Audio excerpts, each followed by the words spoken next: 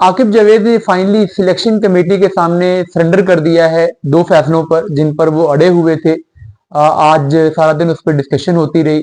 Selection committee और कप्तान मोहम्मद रिजवान का कुछ और थॉट प्रोसेस था, आकिब जावेद कुछ और चाह रहे थे। लेकिन फाइनली पहली दफा हुआ है कि आकिब जावेद ने किसी मामले पर सिलेक्शन कमेटी या कप्तान की भी सुनी है। तो ये जो दो डिसीजन थे, ये जो पाकिस्तान और साउथ अफ्रीका का कल का मैच होने जा रहा है उसके मुतालिक थे। और उसकी प्लेइंग 11 में एक तो जो सऊद शकील की वापसी होनी थी, आपको मैंने बताया था कि सऊद शकील जो लाहौर वाला मैच था न्यूजीलैंड से, उसकी प्लेइंग 11 में भी होने थे। लेकिन फिर उनके कंधे की हाइपर एक्सटेंशन की वजह से कुछ उनको इशू हुआ, उसकी वजह से वो बाहर हो गए। तो अब इस मैच में उनका कमबैक होना था।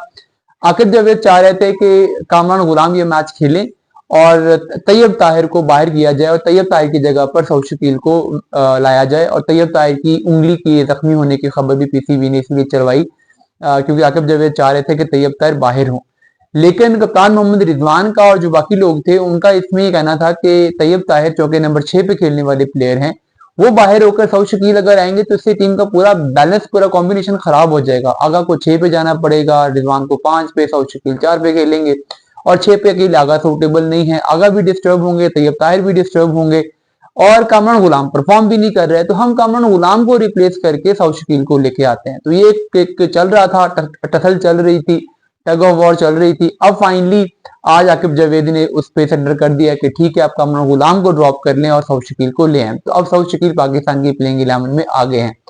दूसरी जो चीज थी वो अभी हारिस रऊफ की जब इंजरी हुई और हारिस रऊफ इस मैच के लिए जो सेकंड ओडीआई मैच है इसके लिए अवेलेबल नहीं है। फाइनल में अगर पाकिस्तान क्वालिफाई करता है, इफ क्वालिफाई करता है, बड़ा क्वेश्चन मार्क है, तो भी वो अवेलेबल नहीं है। तो इस सिचुएशन में हारिस रऊफ की जगह पर जो रिप्लेसमेंट आनी थी उसके लिए भी आकिब जावेद ये चाह रहे थे कि फहीम अशरफ को इसमें, द ग्रेट फहीम अशरफ को इसमें ट्राई किया जाए। और उन्होंने फहीम अशरफ को कल गो अहेड दे दिया था, ग्रीन सिग्नल दे दिया था। फहीम अशरफ के साथ उन्होंने आज नेट्स में बहुत बॉलिंग करवाई, उनकी बैटिंग प्रैक्टिस भी करवाई और वो चाह रहे थे कि फहीम अशरफ मैच खेलें। और इस लिहाज से ठीक भी था कि चलो गेम प्रैक्टिस मिल जाएगी। लेकिन उसमें भी सिलेक्शन कमेटी और मोहम्मद रिजवान इस बात पे थे कि हम एक लंबे अरसे से हसनैन को लेकर चल रहे हैं और वो हमारा बैकअप फास्ट बॉलर है, अब मौका आया है तो हम उसको ट्राई करने की बजाय फिर फहीम अशरफ को चांस दे रहे हैं। तो जो पर्सन लाइन में पहले लगा हुआ है उसको चांस मिलना चाहिए।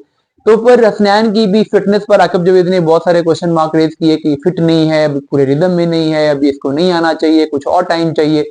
लेकिन फिर फाइनली अब आकिब ने इस पे सेंटर कर दिया है और हारिस रऊफ की जगह पर फहीम अशरफ को प्लेइंग 11 में शामिल करने की बजाय मोहम्मद हसनैन को प्लेइंग 11 में शामिल किया, जो कि एक वाइज डिसीजन है। अब उनको चांस मिलेगा अगर वो फिट हैं।